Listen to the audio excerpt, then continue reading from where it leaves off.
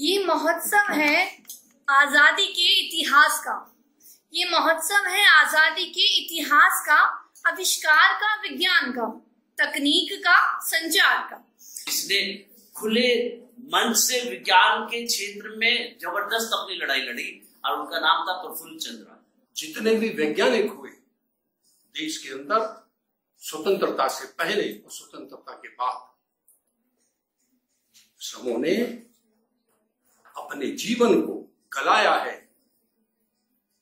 अपने जीवन को पागलों की तरह एक लक्ष्य प्राप्त करने के लिए जीवन को लगाया है।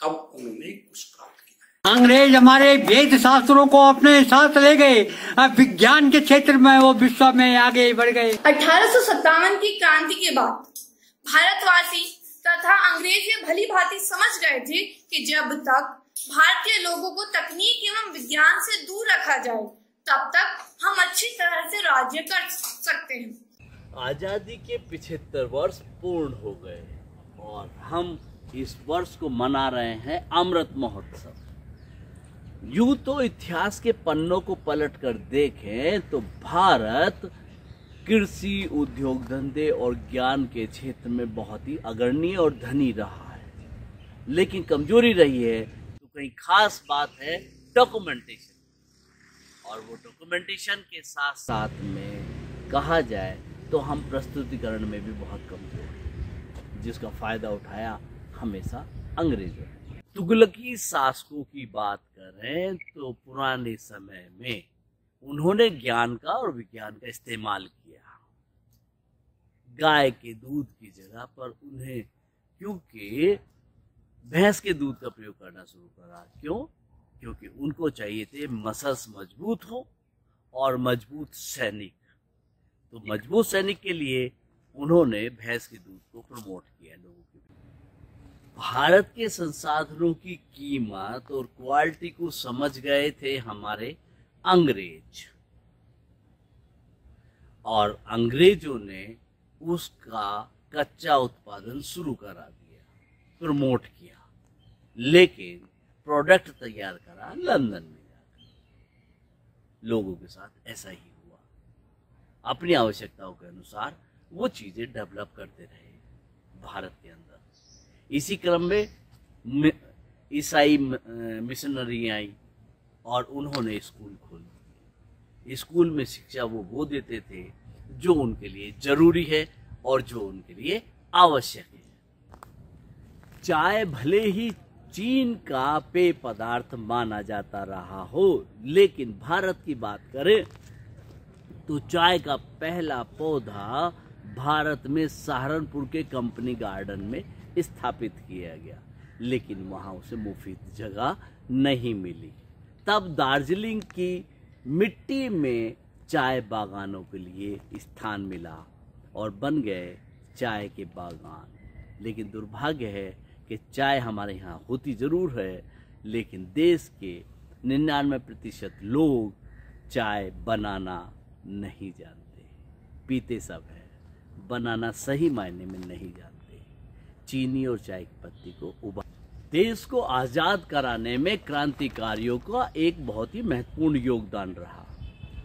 अपनी अपनी योग्यताओं के अनुसार वो अपना योगदान दे रहे थे। जो गरम दल में थे वो आजाद, भगत सिंह और सुभाष चंद्र बोस जैसे विचारों के साथ गरम दल में गर्मी की और क्रांतिकारी बातें करते थे, तो वहीं कुछ लोग महात्मा गांधी के विचारों से सहमत थे और नरम दल की बात करते थे। आइए वैज्ञानिकों की एक क्रम को देखें कि विज्ञान के क्षेत्र में किसने क्या किया। कुछ वानगी के साथ 1863 में जन्मे रुचिराम साहनी लाहौर के एक राजकीय कॉलेज में प्रोफेसर बन गए। उस दौरान में यंत्र और कहना चाहिए उपकरणों की प्रयोगशालाओं में कमी थी।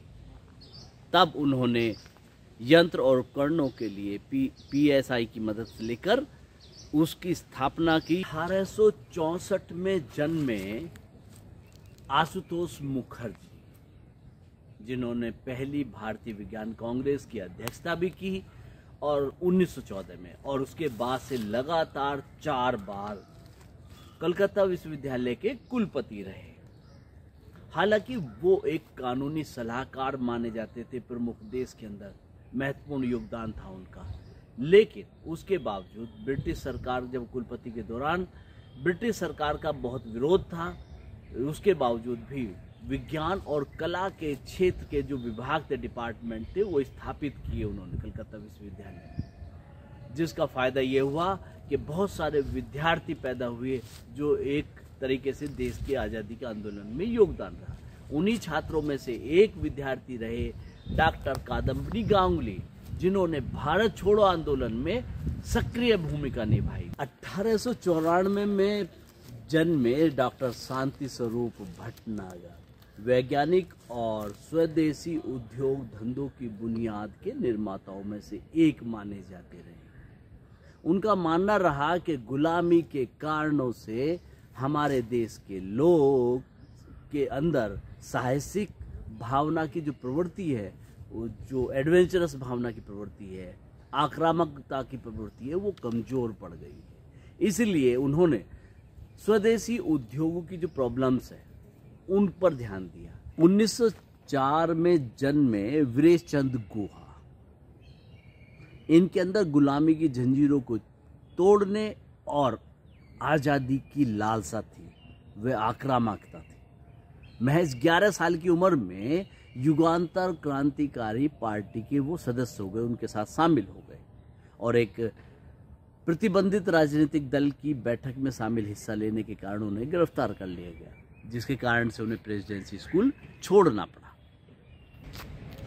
1936 में जब वो एक कॉलेज में प्रोफेसर हो गए तो उन्होंने कार्बोहाइड्रेट उपापचय पर काम किया।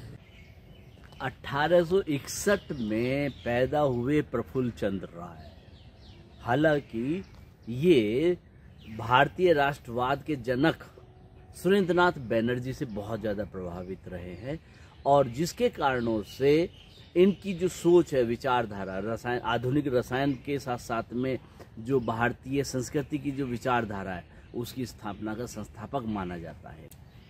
उसके बाद 1892 में रोजगारी के लिए, गरीब उन्मूलन के लिए, रोजगार के नए नए अवसर पैदा करने की कोशिश की, प्रयास किया देश भर के लिए। उसके लिए बंगाल केमिकल की स्थापना इन्होंने की ताकि रोजगार मिल सके युवाओं को। और 1896 में मर्क्यूरियस नाइट्रेट के विलगन को लेकर इनको दुनिया में एक पहचान बनी। ये खास बात थी प्रफुल्ल चंद्र राय की। कुल मिलाकर देखा जाए तो प्रफुल्ल चंद्र राय एक सेंटर में माने जाते रहे हैं। भारतीय आज़ादी के दौरान में जितना भी विज्ञान के क्षेत्र में काम हुआ, उन सब का एक केंद्र बिंदु के रूप में माना जाता रहा है पीसी रे, यानी कि प्रफुल्ल चंद्र राय को। 1914 में तमिलनाडु के एक परिवार में जन्मी लक्ष्मी सहगल स्वामीनाथन 26 साल की उम्र में MBBS हो गई। डॉक्टर बनना चाहती थी और डॉक्टर बनकर फिर सिंगापुर चली गई। भारतीय जज्बा, देशभक्ति का और देश को आज़ाद कराने की इच्छा शक्ति थी, उसे कैप्टन लक्ष्मी बना दिया। आज़ाद हिंद फौज का हिस्सा बन गई। और ये खास बात थी एक वैज्ञानिक की भावना की, एक साइंटिफिक टेम्परामेंट की भावनाओं की, जो बाद में देशभक्ति के काम आई। बाद में उन्हें बर्मा में गिरफ्तार भी कर लिया। भगत सिंह की जब हम बात करें तो भगत सिंह जब सहारनपुर में आते थे, बैठक करते थे क्रांतिकारियों के साथ में, तो उनके पीछे अंग्रेज होते थे और उनसे छुपने के लिए राधा गोविंद का, राधा कृष्ण का एक मंदिर था फुलवारी आश्रम में, आज की राष्ट्रीय धरोहर के रूप में माना जाता है। और उस मंदिर की बुर्ज में बनी थी एक गुफा जो स्पेशली बनाई गई थी भगत सिंह के छुपने के लिए। ये थी तकनीक का उपयोग जो भारतीय विज्ञान के अंदर आज़ादी के आंदोलन में हिस्सा बनी।